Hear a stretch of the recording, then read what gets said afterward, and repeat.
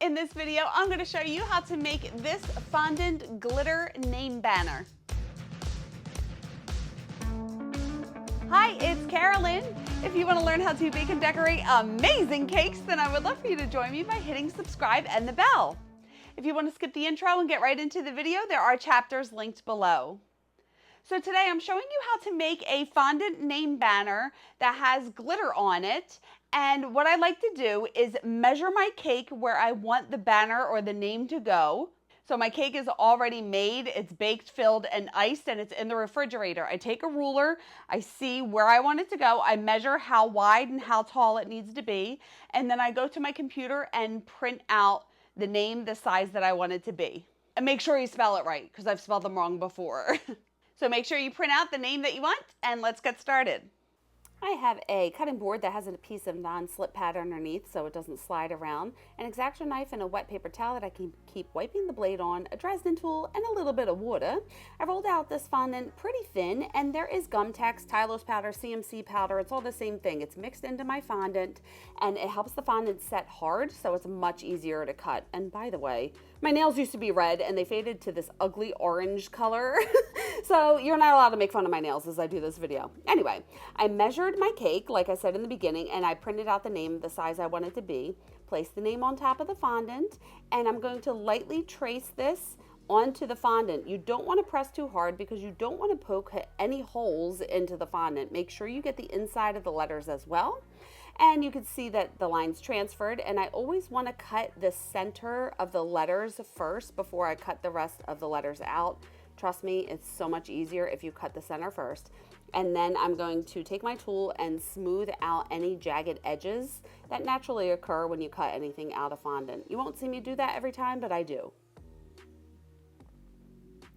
And now I want to cut the letters out. So do you see how I'm doing this in little sections? These letters are kind of small, so I don't want to distort the fondant. So I'm just doing it in little sections, lift it out. There's a little bit of fondant still stuck, so I want to carefully remove it. Don't just pull the fondant away because it could still be stuck and you could distort the letter.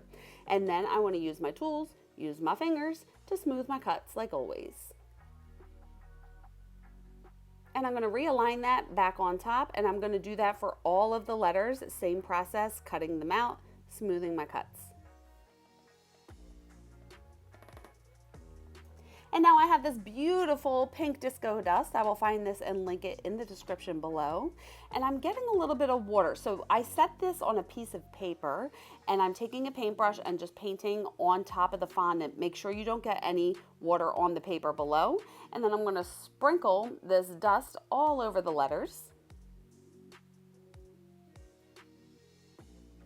Make sure everything is covered, and now I'm taking my finger and I'm just pressing the glitter down onto the piece. And I'm lifting them up, trying to get rid of as much excess glitter as possible, and then realigning it on top of that other piece of paper. And you can see the reason I would do it on paper, so I can lift it up, make a little funnel, and pour all that glitter back into the container so I don't waste any. And throw that away. Now I have thinner purple fondant, same thing, it has a Tylose mixed into it. Flip the letter over and get a little bit of water on the back. Don't get too much because it's going to seep out the sides. It's going to be so annoying. You're going to be able to see the water. So just enough to make it wet. And you have to be careful because I don't want this glitter to transfer onto the purple. So I'm just being very careful when I touch these pieces that I try not to touch the purple fondant as well. And when I put them down, I want to make sure that they're lined up exactly on the top and the bottom. Then I have this little ribbon cutter here. I will link this in the description. I want to make sure that it is wide enough. And then I'm going to cut an even border on the top and the bottom. And then use my X-Acto knife to cut the edges out, or the sides. Now I have some thin pink fondant. Again, it does have the Tylose powder mixed into it. Be very careful when I lift this up. Flip it over, get some water on the back. And I'm going to carefully lay this down.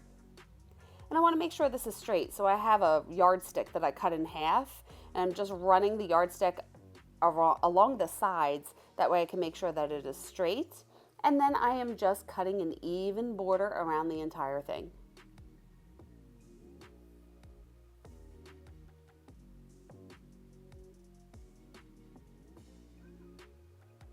And like always, I want to smooth my cuts. And here is the beautiful glitter name banner. And I just want to straighten it one more time. And since I want it to dry with a little shape to it, I'm going to grab a cake dummy and I'm going to put push pins in the bottom so it doesn't move and just dry this on the correct size cake dummy. And there is the beautiful name sign. So there you go. I just love working with this disco dust. I think it looks so pretty. The only thing about these disco dusts is whilst they are non-toxic, I don't recommend that people eat them.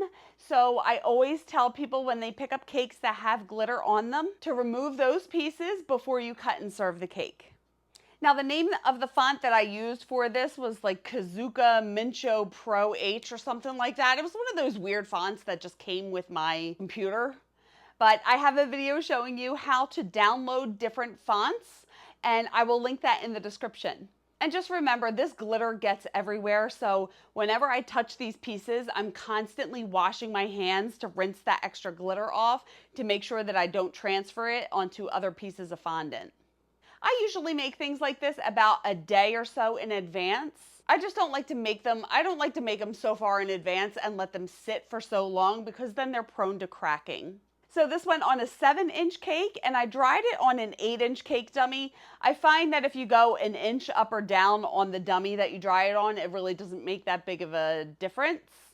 But if you don't have any cake dummies to dry it on, you can always stick it in a Ziploc bag and seal it for a day or so and it will be fine. So here is the cake that I put the name sign on, and I'm sorry, I did not film me decorating this entire cake, but I do have videos showing you how I do the techniques on this cake, and I will list them all in the description.